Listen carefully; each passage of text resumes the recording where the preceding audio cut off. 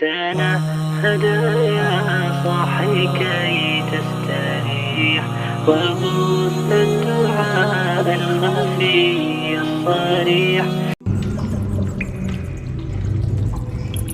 Sekarang yang lagi rame-rame itu ada LGBT ya, lesbian, gay, gitu kan, biseksual dan transgender ya.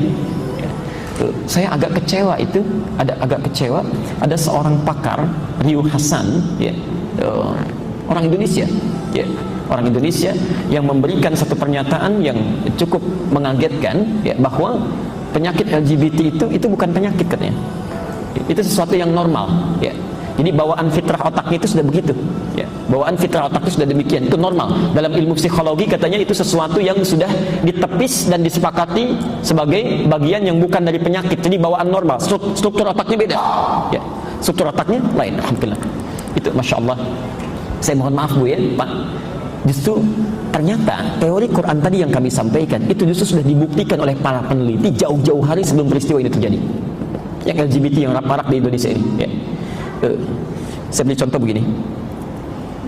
Kalau saya keliru mohon luruskan ya, yang tahu informasinya. Saya berikan sejarahnya dulu kenapa ini sampai disokong besar-besaran, di barat sampai memberikan dana, sampai rame sekarang dipopulerkan, ya. Sampai PBB mengeluarkan dana luar biasa ya untuk kampanye ini. Ini apa sebetulnya yang melatar belakangi? Jadi begini. Tahun sekitar 1948 ada seorang ahli dari Polandia, pakar saraf ya, namanya Jerzy Knorski ya. Jerzy Knorski sekitar tahun 1948 itu memperkenalkan sebuah teori bahwa otak manusia itu ternyata sifatnya seperti plastik ya, fleksibel. Berdasarkan apa yang dia terima, informasi yang masuk ke dalam otak, seperti itulah otak akan bersikap. Di otaknya tidak kaku, ternyata tidak kaku. Dapat informasi ini, dia respon dengan keadaan sarafnya. Dengar situasi begini, otak kemudian memberikan respon dari pendengaran itu. Nah ini ternyata membantah teori yang telah berlaku sebelumnya bahwa otak manusia itu cenderung kaku. Kalau sudah begitu ya begitu.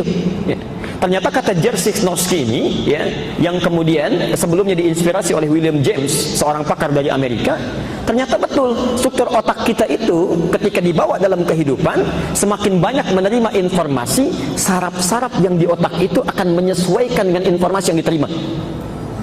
Contoh, saya beri contoh begini. Bapak misalnya melihat sesuatu yang baik, ya. Saat melihat yang baik itu, maka ribuan saraf yang ada pada diri kita, pada otak itu akan merespon. Baik itu yang sifatnya perasaannya, ya, baik itu yang sifatnya larut dalam apa yang dilihatnya. Semakin sering itu dilihat, maka respon kita itu akan disalurkan oleh ribuan saraf ini, baik ke tangan, ke kaki, ke pandangan, ke imajinasi. Maka itu yang akan mempengaruhi seluruh tubuhnya akan berperilaku dalam kebaikan. Sama kan dengan yang tadi ya? Kalau banyak lihat yang baik-baik, maka disambungkan ke dalam kolbu, hasilnya semua perilaku baik, gitu kan? Ya. Sebaliknya, kalau seseorang selalu melihat yang jelek-jelek, gambar yang tidak bagus, mendengar kalimat yang tidak baik, ya, melakukan sesuatu yang tidak baik, maka syarat-syaratnya seketika akan menyesuaikan dengan apa yang dia dengar, dia lihat itu. Kalau terus-terusan itu dilakukan, maka itu akan membentuk perilaku dalam kehidupannya. Nah, ini yang penting Anda tahu, kita tahu semuanya, bahwa ternyata perilaku-perilaku penyimpangan yang LGBT itu asalnya bukan normal Bu, Pak. Ya, penting kita tahu semua. Asal mulanya itu ternyata ini dari ketidakmampuan seorang manusia mengontrol fungsi-fungsi informasinya. Di orang yang selalu lihat gambar-gambar yang buruk, ya. Dari situ sering lihat, bergaul dengan orang yang salah, ya, mendengar informasi yang keliru, sehingga dari situ muncul imajinasi, terjadilah penyimpangan itu. Itu dibuktikan. Dan penyimpangan pertama adalah penyimpangan yang menularkan virus HIV itu. Ya, itu ternyata, maaf, ada sesuatu yang sangat salah menyebar sekarang di dunia ini, informasi yang keliru. HIV pertama kali terjadi itu ternyata, mohon maaf, muncul dari dua orang laki-laki yang melakukan hubungan seksual, gay. Jadi mereka berhubungan lewat rektum, lewat anus, mohon maaf, ya, yang tempat keluarnya kotoran itu, ya. Nah, yang jadi masalah, spermanya berada di pusat kotoran itu dan melahirkan penyakit. Itulah penyakit HIV yang muncul pertama kali di muka bumi. Ya. Menyebar itu, menular, ya. Dan mohon maaf melukai benih-benih yang bersih, suci, sehingga ketika lahir dalam keadaan penuh dengan penyakit. Tahun 1950 di Amerika itu terjadi demonstrasi besar-besaran menuntut kesamaan hak, ya, kemerdekaan berekspresi warga kulit hitam supaya diperlakukan sama dengan kulit putih. Ya.